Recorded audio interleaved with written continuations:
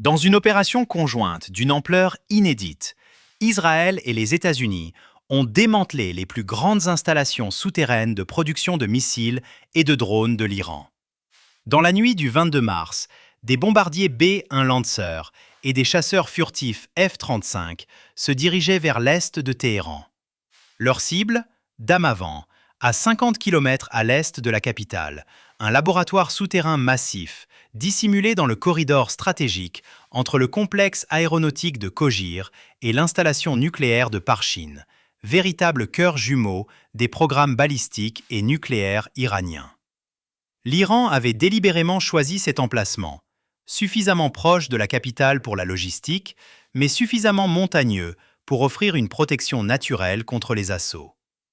Les images satellites révélaient une densité de défense aérienne autour de ce site supérieure à toute autre région du pays.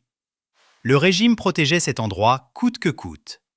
Bienvenue sur l'échiquier global pour une analyse approfondie des récentes frappes militaires ayant visé les infrastructures souterraines iraniennes. Normalement, atteindre cette zone aurait été quasi impossible. Mais les vagues d'attaques, incessantes depuis le 28 février, avaient déjà systématiquement démantelé le bouclier défensif iranien, neutralisant les systèmes S-300, les Bavar 373, les radars et les centres de commandement. Le bouclier de Damavand était tombé. La première phase de l'opération commença par une guerre électronique intense. Les F-35 brouillèrent les derniers radars opérationnels, aveuglant les systèmes d'alerte précoce. Ensuite, les F-35 et F-16 approchèrent de la cible et les premières frappes furent dirigées contre les entrées des tunnels. Mais ce n'est que la pointe de l'iceberg. Restez avec nous pour découvrir comment cette stratégie audacieuse a conduit à un revers stratégique majeur pour Téhéran, transformant sa carte maîtresse en un piège mortel. Ces entrées n'étaient pas de simples portes. Selon un rapport divulgué par l'opposition iranienne il y a des années, le tunnel principal de Kojir mesurait environ 1 km de long, 12 mètres de large et se ramifiait en 6 tunnels secondaires d'un demi-kilomètre chacun. C'était une véritable ville souterraine, renforcée de béton, enfouie entre 20 et 100 mètres de profondeur au cœur de la montagne. Des escadrons de F-15 RAM commencèrent à larguer des bombes JDAM équipées d'ogives Blue 109 de 907 kg sur les entrées des tunnels, préparant le terrain pour le bombardement lourd des B-1B Lancer. À l'intérieur du plus grand tunnel, le groupe Shahed Emat, principal fabricant iranien de missiles balistiques, menait la production des corps de missiles et l'assemblage final. Le groupe Berry, quant à lui, assurait la production de masse de la famille de missiles FAT-110 dans 5 installations distinctes. La ligne de production du missile balistique Haj-Qassem, d'une portée de 1400 km et capable d'atteindre Israël, était également logée dans ces tunnels. Les entrepôts regorgeaient de centaines de missiles prêts à être lancés, de milliers de tonnes de propergol solide et de ses composants, attendant d'être mélangés dans des mélangeurs planétaires. Les explosions secondaires, visibles dans les vidéos et se prolongeant pendant des minutes, témoignaient de l'ampleur colossale de ces stocks. Les bombes JDAM détruisirent simultanément plusieurs points d'entrée, piégeant des centaines de personnes à l'intérieur. Les assembleurs de Emat, les techniciens de Berry, les ingénieurs en guidage, les spécialistes en ogives perdirent subitement tout contact avec le monde extérieur. Les voies d'évacuation furent scellées, la ventilation cessa. L'effondrement des entrées marqua le début de la phase la plus brutale de l'opération. Des centaines de personnels, ingénieurs, techniciens, soldats, se retrouvèrent coupés du monde, leurs voies de sortie bloquées, rendant toute évacuation d'urgence impossible. Mais l'effondrement des entrées ne suffisait pas. Les véritables cibles se trouvaient enfouies au plus profond de la montagne. Les bombardiers américains B-1B Lancer larguèrent alors des bombes à pénétration GBU-72 de 2268 kg. Ces bombes sont conçues pour percer le béton et la roche afin d'atteindre l'intérieur des tunnels, où elles détonnent, ciblant spécifiquement les unités de mélange de propergol solide abritant les mélangeurs planétaires, les bancs d'essai de moteurs de missiles et les chaînes d'assemblage final. Ces machines sont soumises à des contrôles d'exportation internationaux, et l'Iran les acquiert par des voies illicites. Leur perte représente une lacune qui prendra des années à combler. Lors de l'opération israélienne d'octobre 2024, 12 mélangeurs planétaires avaient été détruits à Kogir. Cependant, à cette époque, les défenses aériennes étaient encore actives. Les durées de vol étaient courtes, ne permettant pas de frappes répétées. En 2026, les conditions étaient radicalement différentes. Les défenses aériennes s'étaient effondrées et les avions de la coalition pouvaient mener des opérations pendant des heures. Les GBU-72 offrirent une puissance de pénétration suffisante pour les tunnels de Damavand, enfouis entre 20 et 100 mètres. Des bombes anti-bunker GBU-28 à guidage laser visèrent les entrées les plus profondes, ainsi que les bâtiments administratifs, les centres logistiques et les abris pour le personnel. Leur vitesse élevée les rendait impossibles à intercepter. Selon un rapport de Reuters, ces structures étaient entourées de talus de terre pour empêcher la propagation d'explosions d'un bâtiment à l'autre. Cette précaution même témoignait de l'extrême volatilité des matériaux stockés à l'intérieur. Le rythme des attaques cette nuit-là fut implacable. Une partie des tunnels s'étendait vers le mont Kashid au nord, 300 mètres au-dessus du terrain environnant, abritant un second complexe souterrain. Compte tenu de cette structure multicouche, il était inévitable que des dizaines de chasseurs soient affectés à un seul complexe, déclenchant ainsi des réactions en chaîne.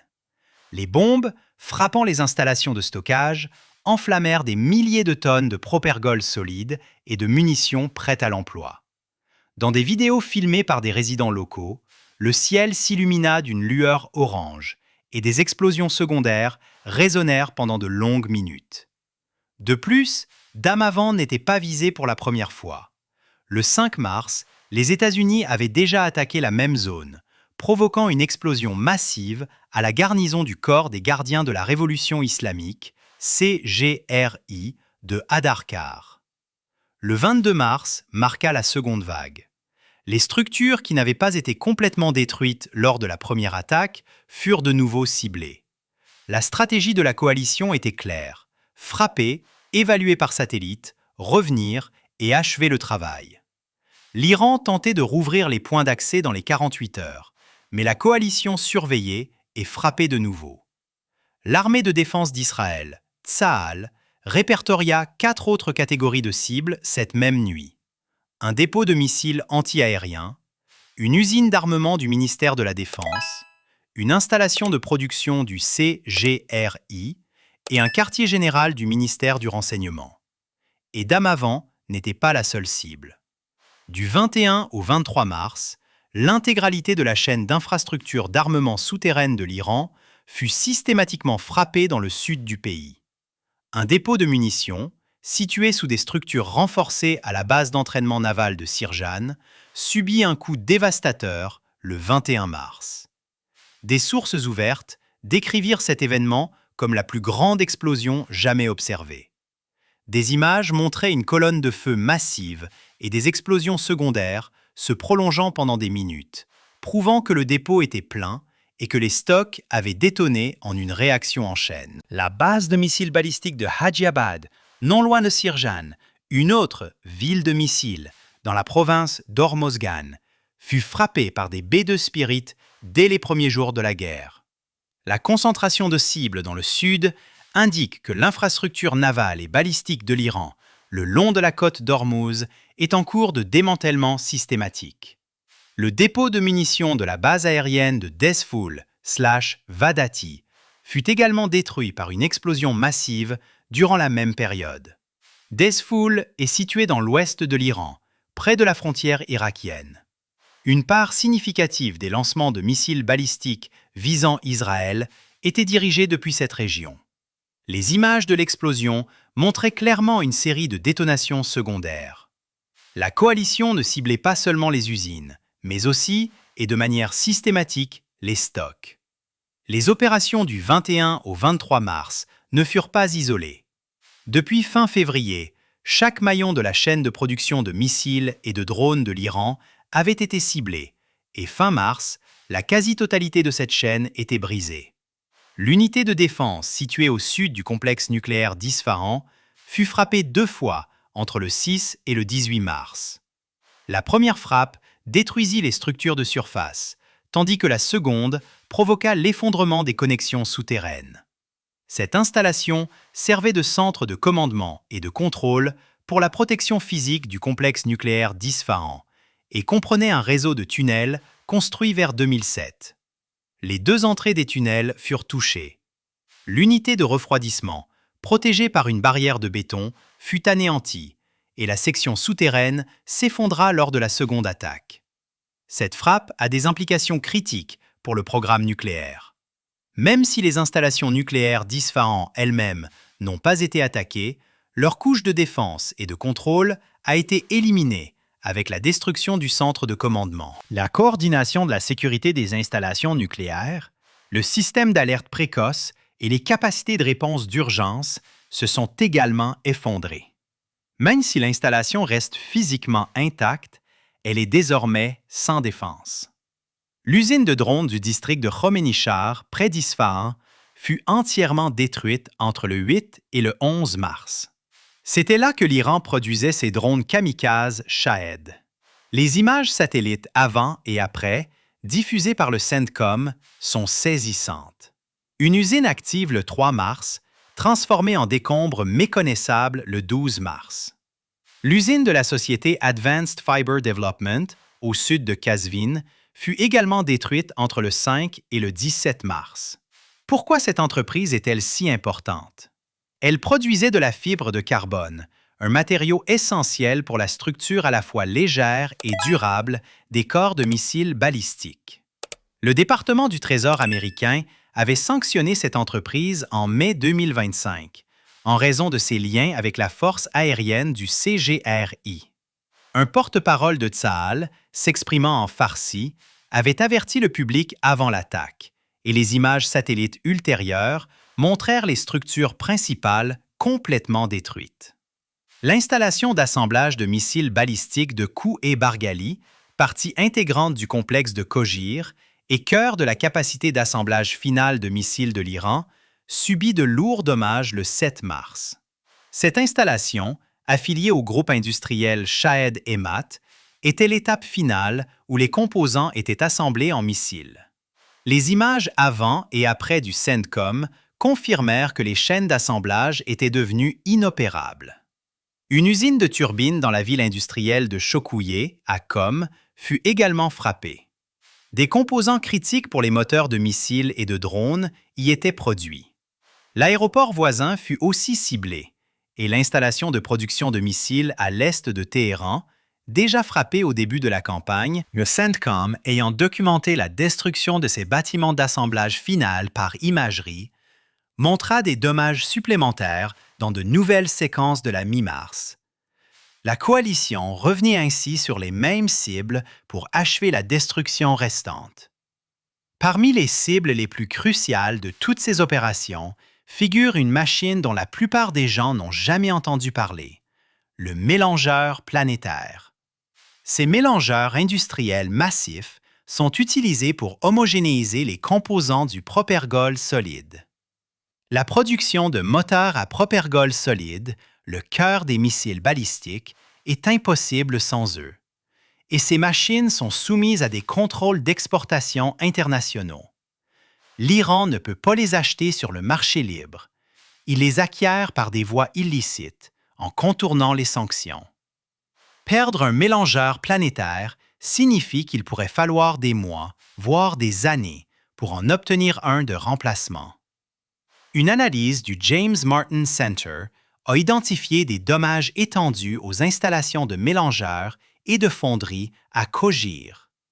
Lorsque l'on replace ces frappes dans le contexte de la chaîne de production de missiles, le tableau devient limpide. L'usine de corps de missiles en fibre de carbone à Qazvin fut détruite. Les installations de mélange de propergol solide à Kojir furent frappées. Les chaînes d'assemblage finales à Kouh-e-Barghali furent anéanties. L'usine de turbines et de moteurs à Qom fut démolie. L'installation de production de drones Shahed à Khomeinichar fut rasée. Les dépôts de munitions à Sirjan et Dezfoul furent soufflés. Le centre de commandement et de contrôle d'Isfahan s'effondra. Chaque maillon de la chaîne, des matières premières aux produits finis et de là au stockage, a été systématiquement visé et neutralisé. L'analyse clé qui émerge de cette situation est la suivante. Face à une coalition de 22 nations, représentant une part significative de la puissance aérienne et navale mondiale, quelles options militaires restent-ils à l'Iran? Dans un scénario de guerre conventionnel, où les forces régulières s'affrontent, la probabilité que l'armée iranienne survive est, selon les calculs des analystes militaires, proche de 0. Les frégates de l'ancienne génération et les vedettes d'attaque rapide de faible tonnage des gardiens de la Révolution seraient dévastées en quelques secondes au sein de l'énorme anneau de destruction formé par les avions lancés depuis les porte-avions et les systèmes de combat Aegis. Dans cette équation désespérée, la voie que Téhéran poursuit n'est pas une stratégie de victoire, mais une doctrine de déni d'accès visant à interdire la zone à l'ennemi. L'Iran ne possède que 3 cartes asymétriques, difficiles à mettre en œuvre, mais recelant un danger potentiel. La première option implique des opérations de minage clandestines. Un scénario est envisagé où des mines intelligentes seraient déployées de nuit dans les angles morts des détroits, en utilisant des mini-sous-marins de classe Gadir, qui ne laissent aucune signature radar, et des navires déguisés en bateaux de pêche civils. La deuxième option consiste à exploiter le terrain accidenté du littoral. Le plan est de lancer des attaques surprises contre les navires de la coalition, en utilisant des missiles anti-navires de classe Nour et Gader, tirés depuis des tunnels labyrinthiques creusés dans les pentes abruptes des montagnes du Zagros face au Golfe. La troisième et dernière carte est de jeter les mandataires régionaux dans la mêlée, en ordonnant aux Houthis au Yémen de frapper les routes commerciales en mer Rouge. L'objectif est de diviser l'attention et la puissance de feu de la flotte internationale entre Bab el-Mandeb et le détroit d'Ormuz. Cependant, aucune de ces mesures n'a le poids suffisant pour vaincre militairement la coalition. L'objectif est plutôt de faire grimper les coûts d'assurance à des niveaux astronomiques en frappant un pétrolier occidental ou un dragueur de mines. Il s'agit de briser la volonté politique de la coalition en créant la panique dans la sphère publique mondiale. Cette approche est moins un coup de maître militaire que l'incarnation même d'une doctrine asymétrique suicidaire à haut risque, vouée à l'échec. Le bilan stratégique de ce tableau sombre révèle l'un des effets boomerang massifs rarement observés dans l'histoire géopolitique. Alors que les décideurs de Téhéran pensaient qu'en fermant les portes du détroit d'Ormuz, ils mettraient l'économie mondiale à genoux, ils sont tombés dans le piège qu'ils avaient eux-mêmes tendu. Tous les ponts diplomatiques et économiques vers le continent européen ont été irrévocablement détruits. Des éléments militaires ont été incorporés dans des réseaux terroristes mondiaux, et les Marines modernes de 22 nations ont été invités à se rendre à leur propre rive. Tandis que Pékin et Moscou observaient cette défaite stratégique de loin et en silence, les superpuissances mondiales sont entrées sans hésitation dans la mêlée pour protéger leurs propres intérêts économiques.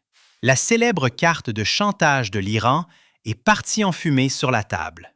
Pris au piège de l'étranglement asymétrique qu'ils ont créé et encerclé par une force militaire massive, Téhéran est laissé à se noyer impuissant au centre de la tempête qu'il a déclenchée. Le grand plan du régime a été anéanti par une défaite écrasante dans ses propres eaux. La seule question qui demeure est: Téhéran acceptera-t-il ce siège et s'assiera-t-il à la table des négociations ou brûlera-t-il ses dernières cartes et sera-t-il enseveli dans les ténèbres du désespoir? Que pensez-vous de cette situation? Partagez vos réflexions dans les commentaires. Pour ne rien manquer des analyses exclusives de l'Échiquier global, abonnez-vous à notre chaîne et activez les notifications.